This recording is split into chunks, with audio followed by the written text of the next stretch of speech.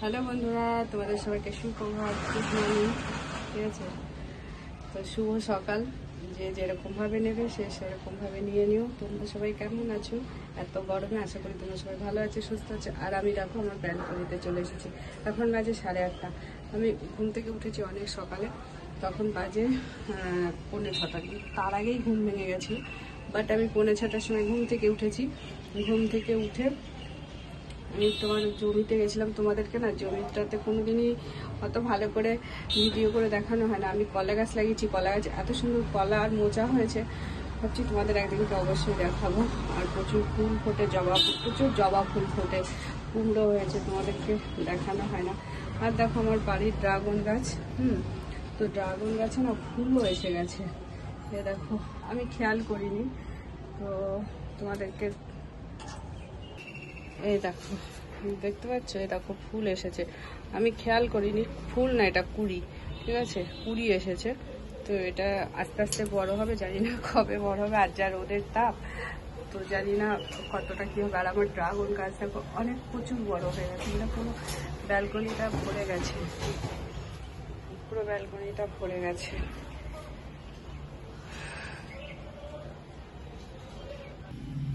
আমার ভাত হয়ে গেছে। আজকে তোমাদের সাথে একটা সকালবেলায় উঠে একটা কথা শেয়ার করছি। অনেকদিন পর আজকে আমার শহরে, টাউনে, ফ্ল্যাটের মধ্যে একটা জিনিস আমার খুব ভালো লাগলো। সকালবেলা অনেকদিন আমি এটা দেখি না, এই শহরে এসে শুনতে পাচ্ছ শালিক পাখির ডাক, কিচির কিচির কিচির কিচির আওয়াজ হচ্ছে। ওই যে বসে আছে, দেখেছো?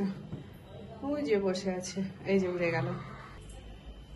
তো যেটা বলছিলাম, শালিক পাখি আজকে মানে আমাদের গ্রামে, যখন বাপের বাড়ি গ্রামে ছিলাম তখন তো প্রচুর শালিক পাখি। তো ওইখানে তো অনেক শালিক পাখি, আর ওরা খুব মানে কিচির মিচির অনেক শালিক পাখি ঝগড়া করে।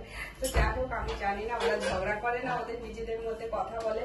আমরা তো আর ওদের ভাষা বুঝতে পারি না, আবার ঝগড়া করে বলি আমরা, হয়তো ওরা ঝগড়া করে না, ওরা হয়তো নিজেদের মধ্যে কিছু আলোচনা করে, ডিসকাস করে, সেটা আমরা কি করে বুঝবো বলো? আমরা তো আর ওদের ভাষা বুঝতে পারি না। কিন্তু ওরা আমার খুব ভালো লাগতো, এখন কিচিরমিচির করতো। এখানে আমি অনেকদিন বাপের বাড়ি যাই, কিন্তু সেখানেও দেখতে পারিনি কোনোদিন। আজকে দেখলাম সকালবেলা ঘুম থেকে উঠে দেখছি আমার ওই পাশে ফ্ল্যাটে সব ব্যালকনি ইয়েতে সানসেটের উপরে, জানলার সানসেটের উপরে অনেকগুলো শালিক পাখি আছে। তো শালিক পাখিগুলো কিচির ও কিছু বলছে, আরো অন্য শালিক পাখি কিছু বলছে, আবার অন্য শালিক পাখি কিছু বলছে। আবার উড়ে আসলো আর একটা শালিক পাখি, উড়ে এসে আবার সে মানে কি বলছে, ওদের মধ্যে নিজেদের মধ্যে কথা বলছে।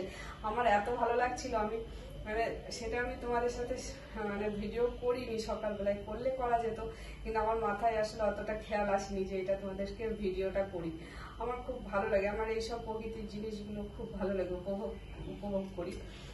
তো পাখিগুলো এত সুন্দর নিজেদের মধ্যে কথা বলছিল, মনে হচ্ছে ওরা কোনো কিছু নিয়ে একটা আলোচনা করছে, ডিসকাস করছে। ওদের ফ্যামিলি সবাই আশেপাশে, পাড়া প্রতিবেশী হয়তো গল্প করছে, হয়তো ডিসকাস করছে। তো ওই একটা শালিক পাখি এখন আবার এসেছে। ও ভাবছে হয়তো ও কিচিরমিচির, ও হয় ডাকছে সবাইকে, কিন্তু কেউ আসেনি, আসলো না, ও উড়ে চলে গেল। ও ভাবলো আমি একা কি করবো। ঠিক আছে, তো জানি না তোমাদের কেমন লাগে, কিংবা আমার এই কথাগুলো তোমাদের হয়তো ভালো লাগতেও পারে, আবার কারো ভালো নাও লাগতে পারে।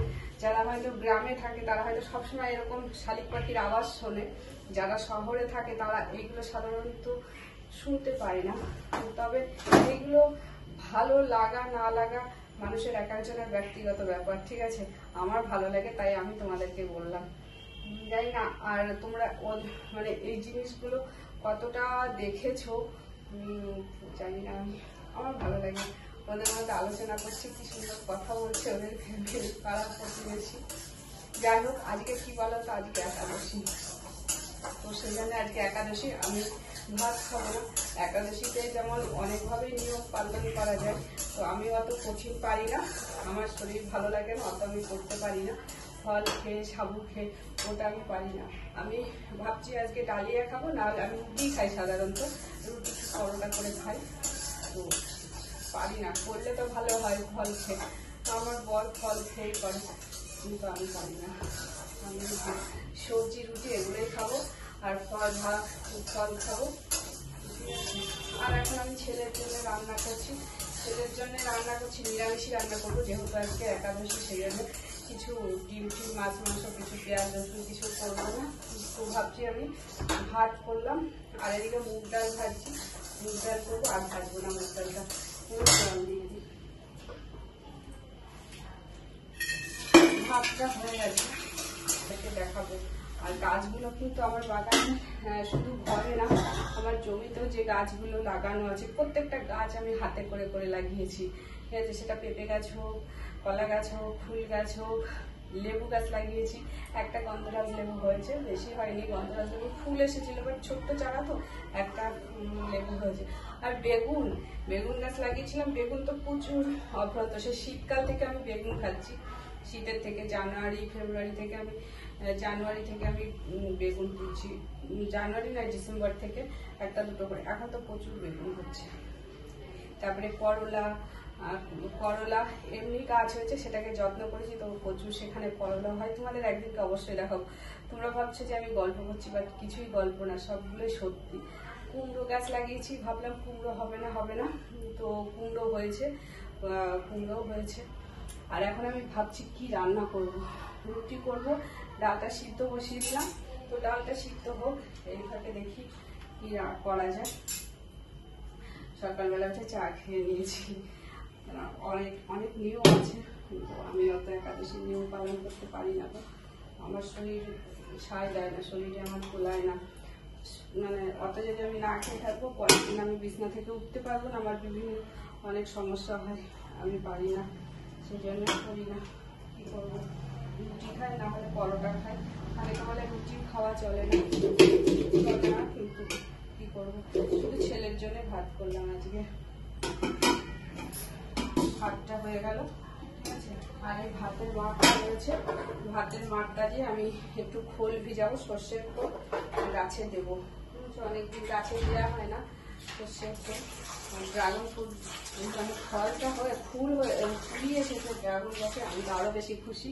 গতবার অনেকগুলো ড্রাগন ফল হয়েছে, 6টা-7টা ড্রাগন ফল হয়েছে, এবার দেখি কটা হয়, ঠিক আছে। তোমাদের সাথে দেখাবো, শেয়ার করবো। এবার চলো দেখি কি রান্না করা যায়। আমি জানি না কি রান্না করতে পারবো, কি রান্না করব, দেখি কি করি, কি করা যায়। আর আমাদের বাড়িতে না আলু খেতে চায় না, কেউ আলুই খেতে চায় না, জানো তো, এই একটা সমস্যা হয়, কেউ আলু খেতে চায় না। দেখি, আমার ছেলে আবার মিষ্টি আলু পোড়া খুব ভালো খায়, তো একটা মিষ্টি আলু পুড়িয়ে দেবো। এবার আমি এই মিষ্টি আলুটা, এখানে লাল আলু কিংবা মিষ্টি আলু যাই বলে, এটা আমি দিয়ে দেবো, আর উপর থেকে এরকম একটা কিছু ঢেকে দেবো। আর গ্যাসটাকে সিম করে দেবো, ঠিক আছে। আস্তে আস্তে পুরো পুড়ে যাবে, ভিতরটা পুরো সিদ্ধ হয়ে যাবে, খুব সুন্দর সিদ্ধ হয়, আর ভিতরটা খুব নরম হয়ে যায়। তো আমি এরকম ভাবে আলু করে, যারা গ্যাসে আলু মানে মিষ্টি লাল আলু কিংবা মিষ্টি আলু বড় পুড়িয়ে খেতে ভালোবাসো, গ্যাসে তো পোড়ানো যায় না, তোমরা এইভাবে একবার ট্রাই করে নিতে পারো। তবে হ্যাঁ, অনেক টাইম লাগবে, মিনিমাম 1 ঘন্টা কি 8 ঘন্টা টাইম লাগে। তো গ্যাসটা সিম করে দেবে, না হলে হবে না, না হলে পুড়ে যাবে।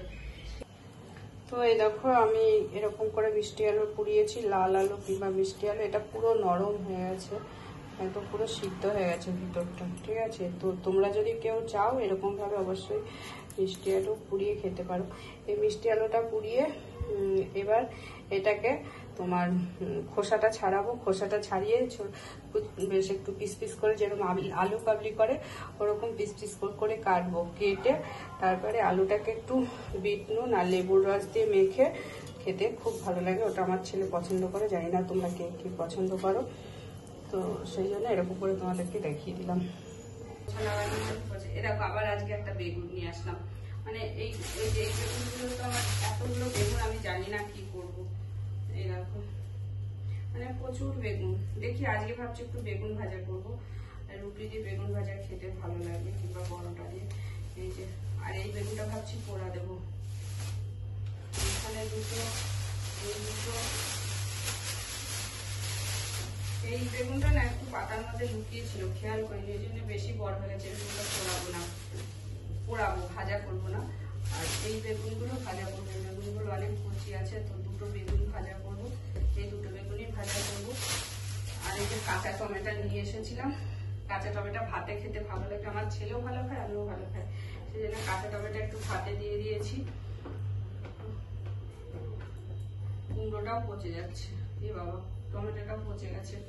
তো এইগুলো দিয়ে আজকে কিছু একটা তরকারি সবজি করে নেবো, পেঁপে দিয়ে এই যে সবকিছু দিয়ে কিছু একটা সবজি করবো, যেটা ছেলেও খেতে পারবে আমিও খেতে পারবো।